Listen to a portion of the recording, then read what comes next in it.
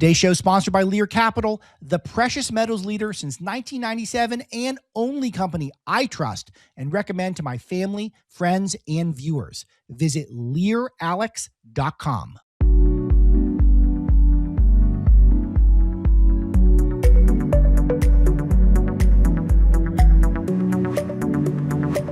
Ready to break the narrative? Get the real story with no filters and no apologies. Cut through the noise with real conversation, real conviction, and real news. It's time for Truth Without Spin. It's the Alex Marlow Show.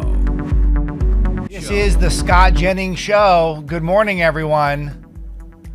April Fools. I got all of you. I got you all. April the 1st. Sean almost had a heart attack there, which is not good. It's like, is April Fool's, is this a thing for grown-ups? It kind of is. It used to be. In the news business, it used to be my least favorite day of the year because I defend off fake news. But then when people started to get a real bug in their craw over fake news during the Hillary Clinton fake news, Trump news cycle, things kind of faded off. So the last 10 years, I've been to worry about it too much. But I'll tell you, just fake news day. Just rebrand it. But I will tell you, my kids tried to get me a bunch of times.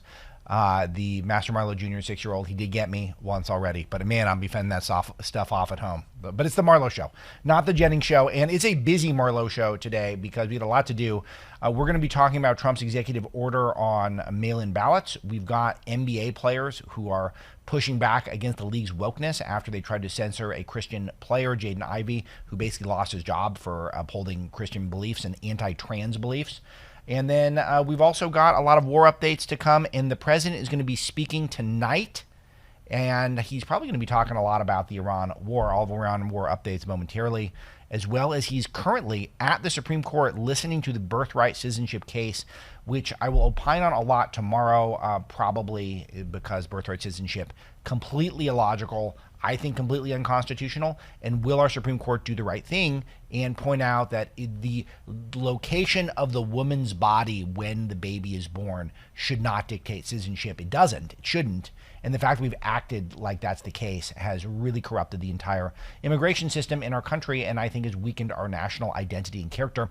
And the Supreme Court should see this, because our founders certainly did, and it's been completely bastardized throughout the years. So President Trump is there. First time a president has actually been to a Supreme Court oral arguments, I believe, ever. So I think the first president ever to do that, as far as I know, and we will fact check that later in the show if I'm incorrect on that. But very cool that he's doing that, a great demonstration.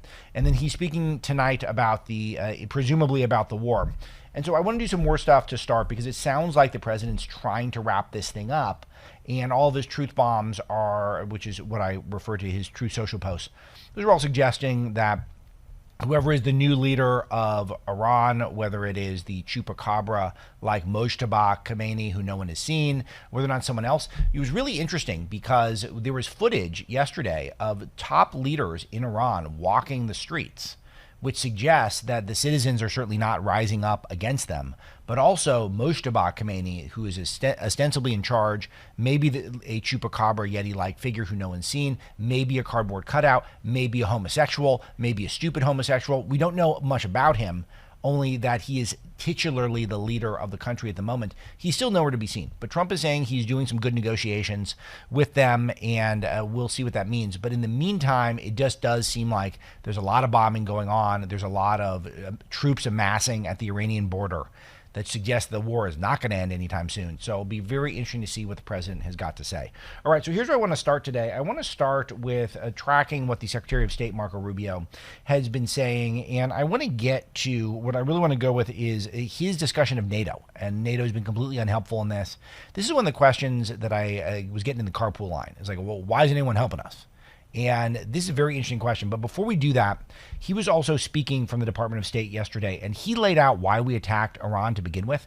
And I do feel like people are missing this a little bit, so I wanted to play the summary for you. Let's play cut 10.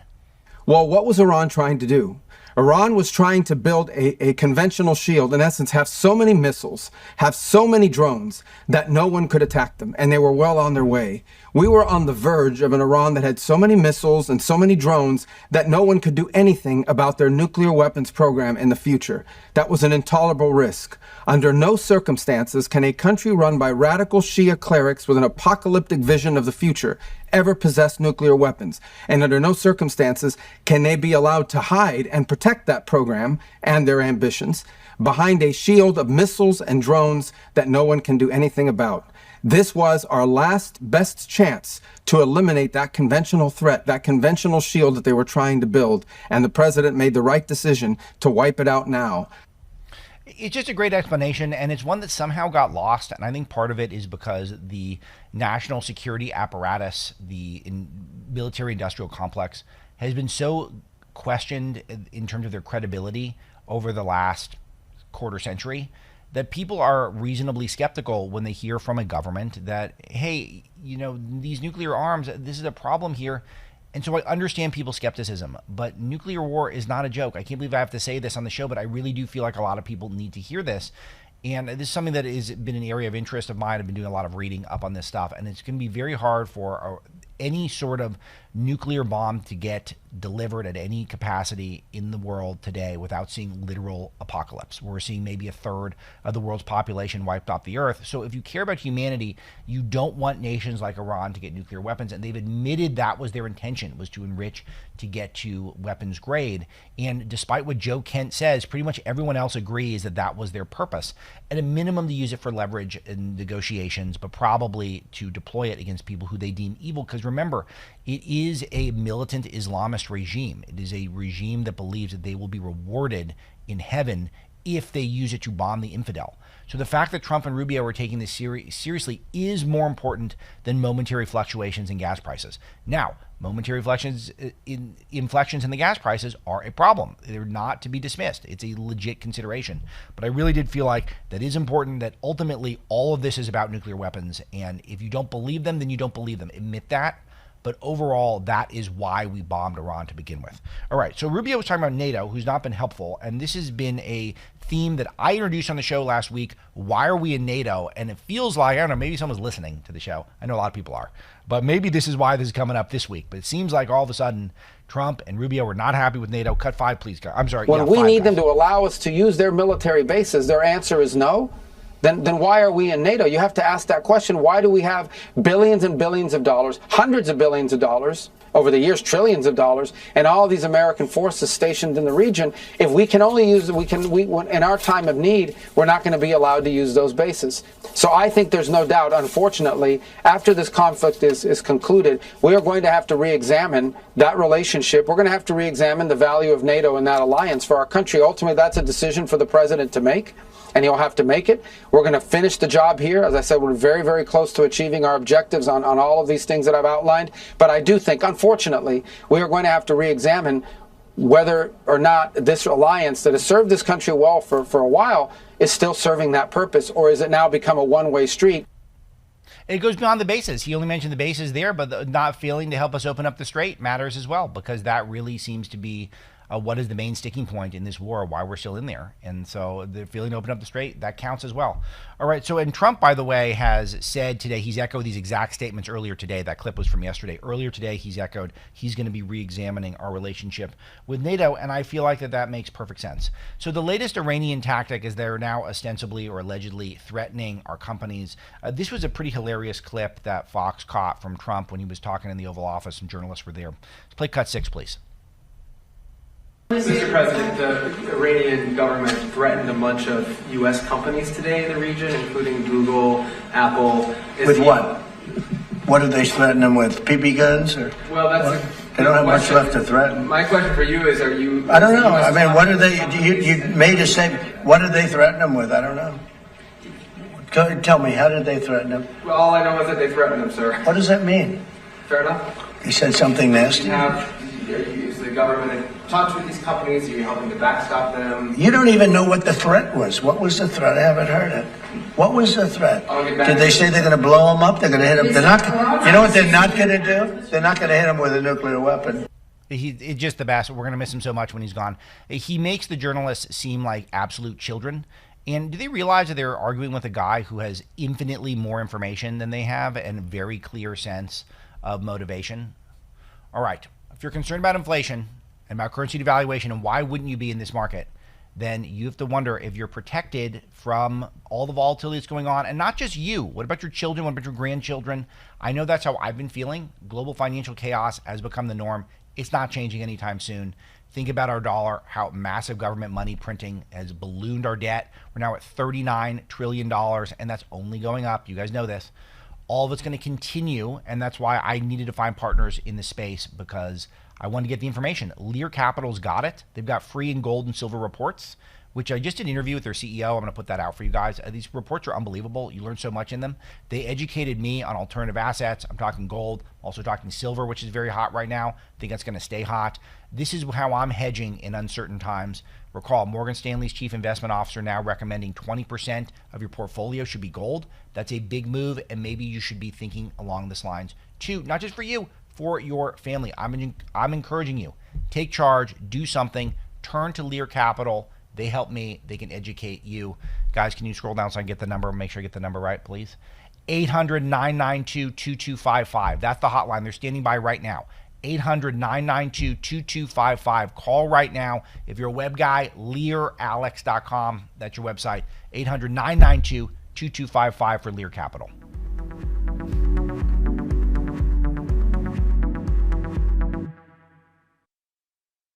Nutrition has become pretty overwhelming lately, but it's only as complicated as we make it. When you read labels at the store, there's no doubt that we humans have overcomplicated what we're supposed to eat. Here's something that actually simplified things for me. Plants have their own nutrition. When you eat whole foods, you're getting their phytonutrients, natural compounds your body uses to adjust, repair, and respond every single day. Balance of Nature takes real produce and runs it through a tailored vacuum cold process that stabilizes that phytonutrition.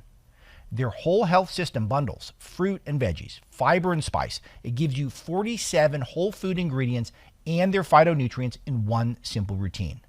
Their new freeze-dried snacks go through a similar process, so you can snack and still feel like you're doing something right, and they're really nummy. Whole food phytonutrients plus Balance of Nature helps you fight the good fight. Save over 30% when you subscribe at balanceofnature.com. Join hundreds of thousands of customers in one simple routine that's changing the world.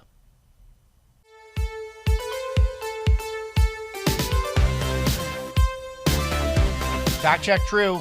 Trump is the first sitting president to go to the Supreme Court to hear oral arguments. I'm very excited about that. I think it's a great gesture, especially for such a slam dunk one. Birthright citizenship is not a real thing. It's a fake thing. It's concoction. And it's time for the Supreme Court to throw it out. Hopefully that happens this summer. All right, I got a clip of the president talking about this specific thing. Cut 14, guys. The Supreme Court tomorrow is going to hear arguments about your executive order trying to get rid of birthright citizenship. And I'm going. You're going to go to the Supreme Court I think tomorrow? so. I do believe and just sit there and listen. Because I have listened to this argument for so long, and this is not about Chinese billionaires or billionaires from other countries who all of a sudden have 75 children or 59 children in one case or 10 children becoming American citizens. This was about slaves. And if you take a look, slaves, we're talking about slaves from the Civil War. And if you take a look at when it was filed, all of this legislation, all of this, everything having to do with birthright citizenship, it was at the end of the Civil War. The reason was it had to do with the babies of slaves and the protection of the babies of slaves. Yeah, he's right on. And of course, that's citing my friend Peter Schweitzer's research from his incredible book. I think I got it on the set here. Yeah, there it is. Invisible Coup over there. So it's just fantastic. This is so cool that this is all roads lead back to Breitbart. Our senior contributor, Peter Schweitzer, writes the book Invisible Coup, president talking about in the Oval Office, justifying making an unprecedented move. It's not about Chinese billionaires who pay to have anchor babies in California via double surrogacy. That's not what this is about. Of course our founders didn't want that. Of course that's not set in stone. So this is really great. First time president's doing that. I'm very happy to see the president doing that because I think it's appropriate because we need checks and balances on the legal system. This is why I wrote Breaking the Law. It's not that the legal system just checks and balances on the president. The legal system needs its own checks and balances, and the executive branch can do that. The legal system is completely out of control. These unelected people who are single-handedly vetoing massive parts of the president's agenda, he knows that. Them all contributing, despite them all being political, being Democrat donors, being appointed by Democrats, having spouses who are activist Democrats, blocking Trump's agenda single-handedly, one case after the next, suing Trump, trying to make him go bankrupt, trying to send him to jail. That's what our lawfare apparatus has done over the past decade in this country, and it's only escalating. So Trump symbolically showing this one's a no-brainer. This is important to me. I like it. I love the optics, and I think it's very cool. He knows theatrics. The guy knows how to put on a show. He certainly does do that. All right, I want to make sure I get to all of the Iran war content that is possible. You know what? I got this Van Jones clip. I gotta play it. Van Jones was triggered by this. Trump going to the Supreme Court. Can we play cut 15? Donald Trump doing the wrong thing at the wrong time in the wrong place for the wrong reason as usual. The President of the United States has no business being at the Supreme Court. We have a separation of powers for a reason. It's not just unprecedented, it's unwise, it's unbecoming, and it's unfair for someone who appointed people to the bench to be sitting there mad dogging him, trying to get his way. It's just mad dogging. But it's not what he's doing. Why does the Supreme Court mad dogging when they show up at the State of the Union? Of course not. Very frustrating. And when I feel frustrated sometimes, you know what I do? I reach for my security blanket, which is Diet Coke. That's it. Or Diet Dr. Pepper. That's what I do. Those sparkly drinks, I love them. I got to have them. I had, I think, 3 yesterday. These are the drinks that I grew up on. They refresh me. They comfort me. And this is a real American story. So you guys know the American Beverage Association. They're partners on the show. One thing that is not in their ad copy, but I love to talk about them, is that in their space, in the beverage space right now, the sparkly beverage space, is not just the high fructose corn syrup stuff. 60% of their products now are 0 cal, and pretty much all the innovation in the space is 0 calorie. And that's why I support these guys. It's American jobs, of course. American companies are behind these iconic brands. They've been walking the walk the whole time. They're making American products with American workers in America's hometown. You guys know that. I've talked about this on the show. 275,000 employees, but they're also innovating in the 0 cal beverage space when most of us are too heavy now. And so if you start swapping out some of the sugary drinks for some of the non-sugary drinks, I think it's going to be good for you. And they got, again, 60% of their products. You can't say that about Big Candy. You just can't. All right, so I dig the American Beverage Association. Proud to work with them on the show. WeDeliverForAmerica.org is their website. WeDeliverForAmerica.org. Okay, Iran war stuff. I want to wrap up. Trump suggests that we could exit in 2 to 3 weeks. Cut 3, please. I would say that within 2 weeks, maybe 3. We're hitting them very hard. Last night we knocked out tremendous amounts of missile-making facilities. Now, regime change was not one of the things I had as a goal. I had one goal. They will have no nuclear weapon. And that goal has been attained. They will not have nuclear weapons. But we're finishing the job. And I think within maybe 2 weeks, maybe a couple of days longer to do the job. But we want to knock out every single thing they have. Now, it's possible that we'll make a deal before that. The key thing in there is 2 to 3 weeks. It's also later on he talks about he's concerned about gas prices. He gets it. He wants to wrap this thing up with a W and come home. We'll be right back.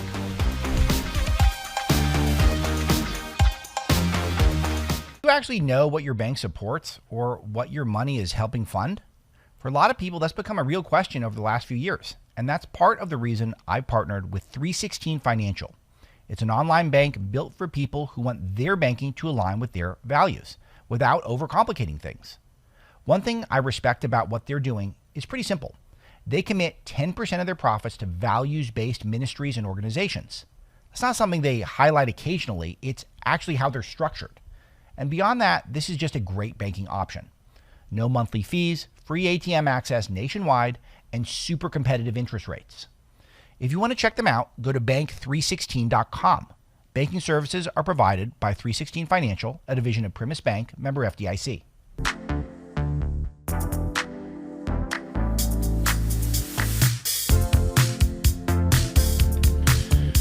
All right, man, so much to do here in the news environment. We got a jobs day coming up on Friday. I think we get a Good Friday jobs report. We got some ADP jobs numbers today, and they're actually pretty good. Here's a trick. ADP's private payroll is the biggest private payroll provider, and we saw big uptick in jobs growth in the South, small businesses. Retail sales are booming. So what's interesting is I'm tracking some of these tea leaves economically, because a lot of the concern is whether or not the economy is strong enough, because a lot of people who don't like Donald Trump see the economy and they see that it's bad, and no matter what, there's nothing Trump can do. There's no amount of growth or thriving or whatever rebate check they're going to get after tax season, it's not going to convince them. So the trick is not losing people in Trump's base. And if people in the South are getting jobs, small businesses are thriving, retail sales are booming, then that's a good thing. But we continue to track the AI coming jobs apocalypse. Is this a real thing? How will it affect people? And so the government job data has also missed by so much. And I think this is leaving people very confused, and that creates apprehension. But that's why I think some of the things like the gas prices is such a big deal for people, because that feels something that's pretty tangible. If gas prices are low, then it's a sign that things are, you're gonna have a little more money in your pocket. And if it's high, it shows it creates a level of mass insecurity. Trump did talk about this. I can't resist playing this clip. Let's play cut 12, please, guys. On gas prices today, they hit $4. We're $4, yeah, and we have a country that's not going to be throwing a nuclear weapon at us in 6 months. But Americans are feeling the effects in the interim. And they're also feeling a lot safer. What is the plan to bring them back down? All I have to do is leave Iran, and we'll be doing that very soon. And they'll become tumbling down. And stock prices were up today almost to a record because they know two things. Number one, we have a safe country. We had to take a little detour because we had a madman named Khomeini who sadly is no longer with us. All right, so he's got to make that case, and I think he can do it. But it would have been nice if it was pre-pitched to us a little bit ahead of time. All right, other stuff I want to get to right now. I want to get some culture war things. I'm very struck by that clip of Jaden Ivey from the NBA, who was cut by the Chicago Bulls because he didn't like the NBA is proclaiming Pride Month, which was March Pride Month. I mean, there wasn't really a big Pride Month thing, or is that coming up? Like, is April Pride Month? I don't know. I lose track of this stuff. It's one of the beauties of working at Breitbart and now at Salem. I don't even have to know when Pride Month is. I know we get content from it when corporations embarrass themselves, but that's about it. Like, I don't keep up with it. It is very nice. I didn't have to call Caitlyn Jenner she, like, all this great stuff. Like you see, there's benefits of working in a conservative environment where you don't have to do some of the corporate speak. But he vocalized that he did not support the indulgence of the proclamation of the LGBTQ plus stuff. So not just L's and G's, we're talking about T's, we're talking about the pluses, we're talking about the 3 spirits, we're talking about the 6 spirits. He's not into that stuff as a Christian person, and he's someone who is now being persecuted for it. And the NBA was very clear about this. This was not about injury, this was not about performance, this was about his values. This is a league that encourages people to speak out on all manner of things, from Black Lives Matter to gay and trans stuff. But if you're a Christian and you say, I'm not into anti-science nonsense freak show that's overwhelmed our culture, then you find yourself out of a job. It feels like he should sue for this stuff. But we're also seeing some people in the NBA stand up and say that, hey, I actually am with Jaden Ivey. He spoke again. I want to play this clip. This is cut 4, please, guys. And y'all think I'm losing my mind. That's why the people around me think I'm losing my mind. But I have peace. I have joy. I have the fruits of the Spirit. I don't have to search for those things no more. Jesus Christ saved me. And he can do the same for those who repent and believe in the gospel. You don't have to be stuck no longer. Stop letting the devil do it. Stop giving the devil power. He has no power over Jesus. He has no power over Jesus Christ, the one who created the world, the one who created this tree that's right above me. He has no power. Jesus has all the power. It's incredibly powerful, particularly during Holy Week. And it's interesting how this is how a lot of athletes think. I was thinking of one of my favorite quotes that I have seen from a sports star in recent years. It was an interview with Scotty Scheffler, who's the #1 golfer in the world. He's on the best run of any golfer since Tiger. He's a little off this year, hasn't done a perfect year, but is by far the #1 golfer on earth, and is honestly going to position himself as one of the top golfers who's ever played. And deeply Christian person, doesn't have a big social media presence, seems to be a family man, has a wife who he's been with forever, is now on his 2nd kid, even though he's in his 20s. Just a very upstanding Christian person. And he was asked about some stress on the golf course and how he deals with it. And he talked about how his life was redeemed by Jesus on the cross, so nothing really stresses him out. And I'll get the exact quote. We'll play this at a later date because we have Masters Week coming up next week. I'll probably do a little bit of golf content. Just a dusting. I only got an hour on the show, so I can't do too much.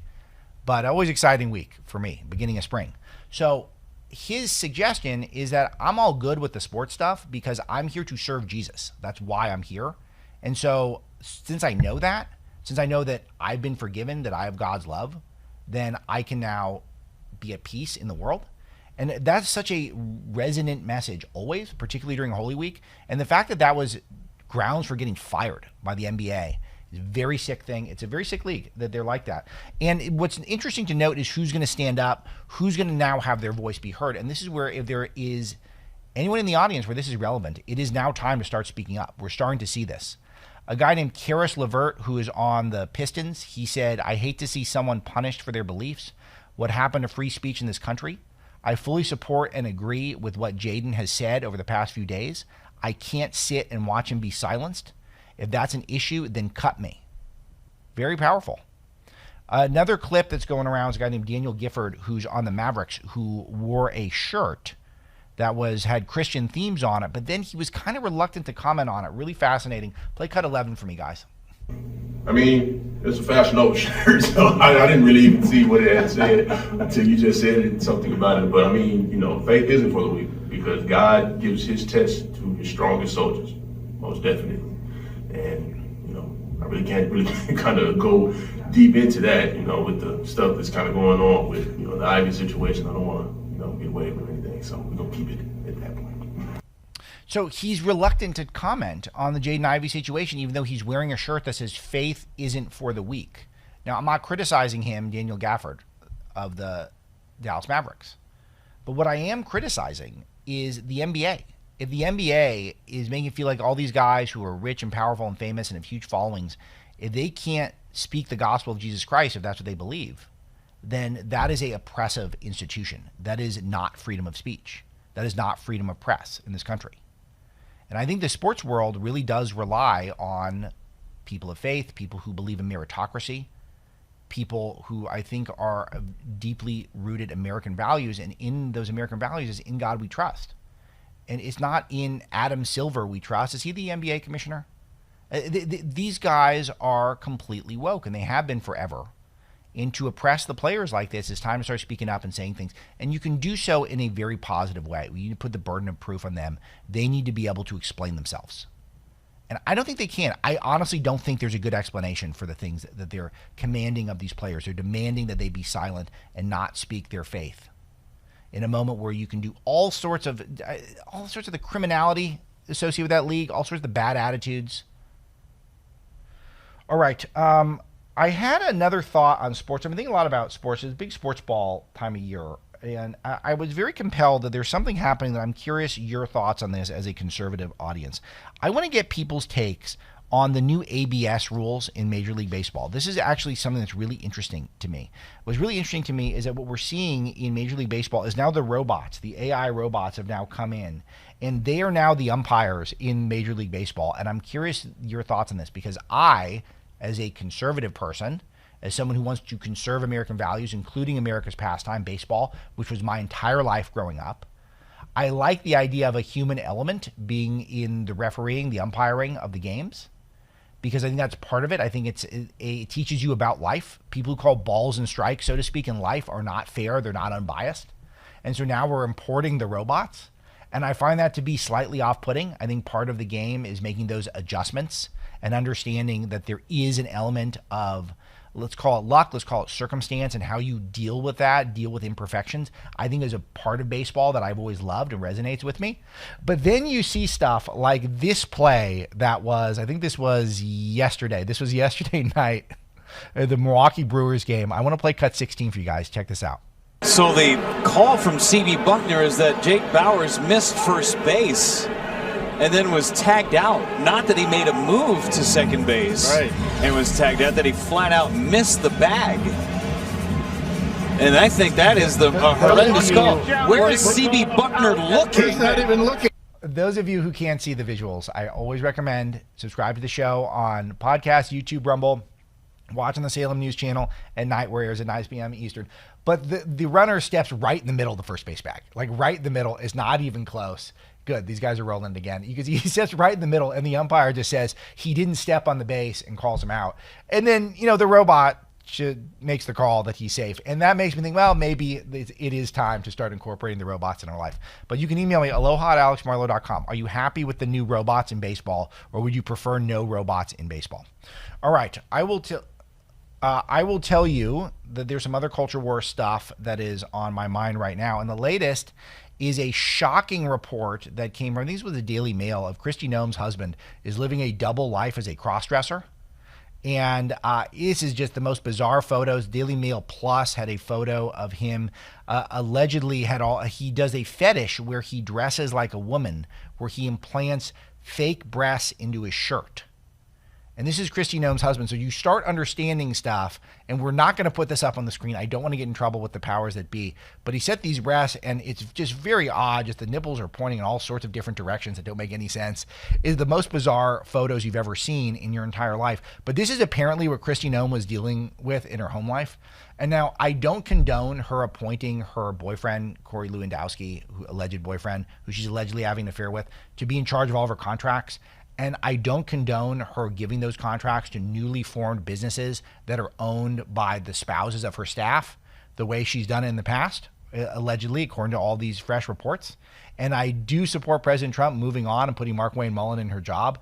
But overall, if your husband is cross-dressing with giant breasts with very bizarre nipple placement, and that's what he's doing in his spare time, then you have a very odd life, and I have a lot of sympathy for you. I lost some of the sympathy after she executed her dog and then bragged about it in a book. That makes me lose some of the sympathy. But I will say overall, that is definitely one where this adds a new wrinkle to Kristi Noem's life. And just know, you never know exactly what people are going through. You really do. You never know what people are going through in their life. All right, I'm going to talk about some of my friends, the International Fellowship of Christians and Jews, who are doing yeoman's work right now, trying to protect people. It is not just Holy Week for Christians. We're on the verge of Passover here. I'm going to tell you a story about, okay, great. So sirens are blaring. It's midnight. You only got seconds to grab your child. Now imagine you're elderly. Getting downstairs feels impossible. And after all that, you end up in a bomb shelter. Could be hours, could be days. And you're thinking, I don't want to go back up there again. Who knows if I have to come right back down. That's the reality with Operation Epic Fury. It's going to last a few more weeks, could last a few more months. Families are exhausted. Homes are being destroyed. And the world is still attacking Israel. That's why people on the ground, they're just trying to survive. And that's why the International Fellowship, Christians and Jews, are there. They're bringing life-saving aid, emergency supplies to the most vulnerable people really in the world right now. This is a battle of good against evil, and this is how you can help fight. You join Christians right now in praying for the people of Israel, praying for the brave troops, putting their lives on the line, and you can stand in prayer by visiting supportifcj.org. Super easy. Go to supportifcj.org. They're doing great work. Check them out.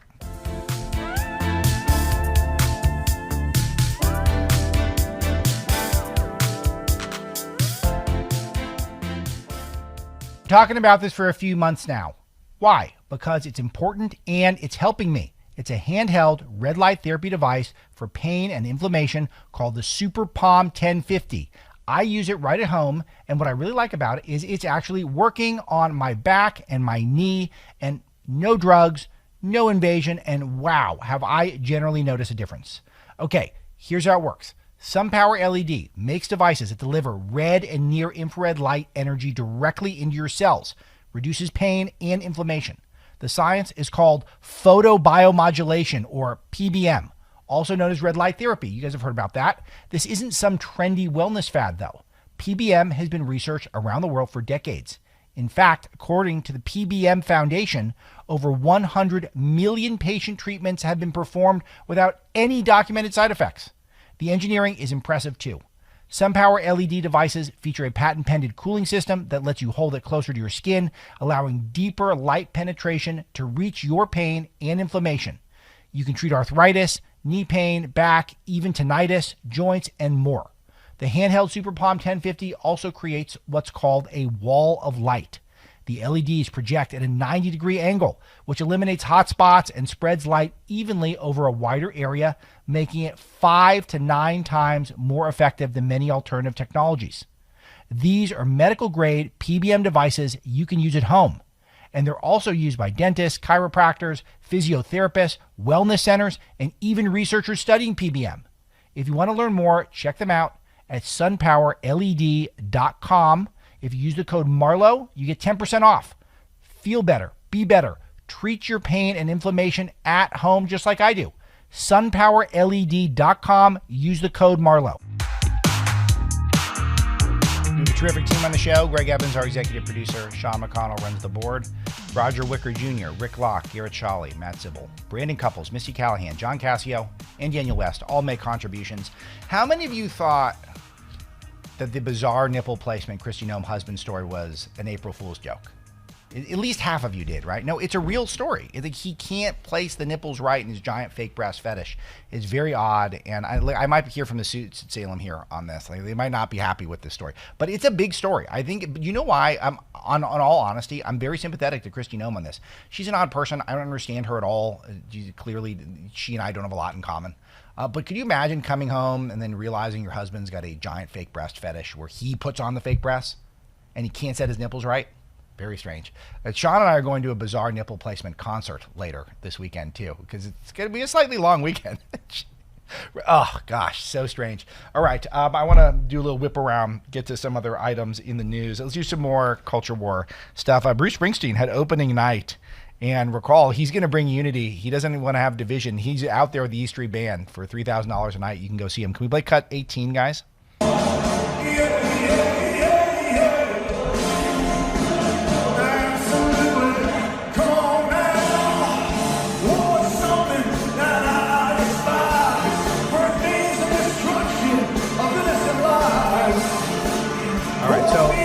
This is just the aging rock stars of a huge following is that he said, remember, he wants hope over fear and democracy over authoritarianism. That's why he hates Trump. He wants law over law and order. My favorite is the unity over division part. He wants unity over division, and he wants resistance over complacency. He's resisting by his whole band's wearing black. It just, what a guy. What a guy. He's a hero.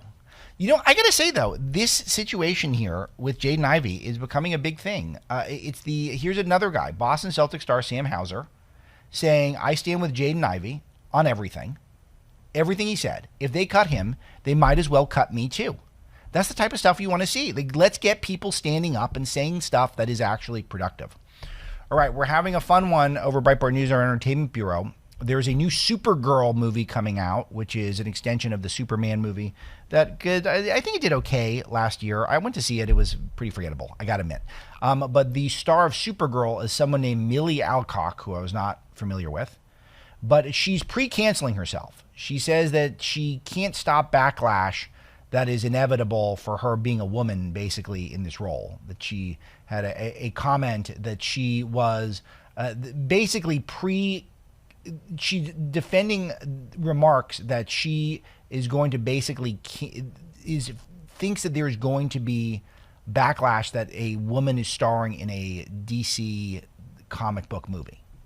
So she's attacking the stars of superhero movies before the movie comes out, which is sort of, it suggests the movie's not going to be very good. Because if you thought the movie was going to be very good, wouldn't you have at least the confidence to do the movie and put it out there and hope everyone goes and sees it? She certainly acted as though the movie's already a failure because she says these sexist superhero fans, in a nutshell, are not going to turn out. It definitely made me aware of simply existing as a woman in that space is something that people comment on, Alcock said. We have become very comfortable having this weird ownership of women's bodies. I can't really stop them. I can only be myself. Do you guys remember what happened with Rachel Zegler, who came out with Snow White and then said that Snow White is a victim of the patriarchy and she can be a girl boss and she doesn't need to have a romantic relationship? And then the movie bombed so hard that it was just a huge laughingstock for the whole world. So that's kind of what we're looking at with Supergirl. I wonder if the movie's going to be any good, but basically suggesting that half the fans who would show up are all sexist. It's just not great programming. And I don't know why these woke celebrities feel the need to do this stuff where all they have to do is make movies and get paid. That's all they have to do. But they can't even do that. Very, very interesting. All right. I mentioned yesterday, I played on yesterday's show, clip of Victor Davis Hanson talking about his run-in with Fang Fang, where Fang Fang tried to honeypot Victor Davis Hanson, which was unbelievable. Eric Swalwell is on the verge of having a bunch of documents released by the FBI or the DOJ on his relationship with Fang Fang, which could be well timed considering he's running for governor. He spoke about this on TV. Let's play cut 9, please, on MS Now. One of our lawyers told me today, and this really kind of stops you right in your tracks. He said if they do this, it'll be the greatest abuse of power by an FBI director since J. Edgar Hoover. And so those are the stakes, that we would allow the FBI to just go after the president's political enemies.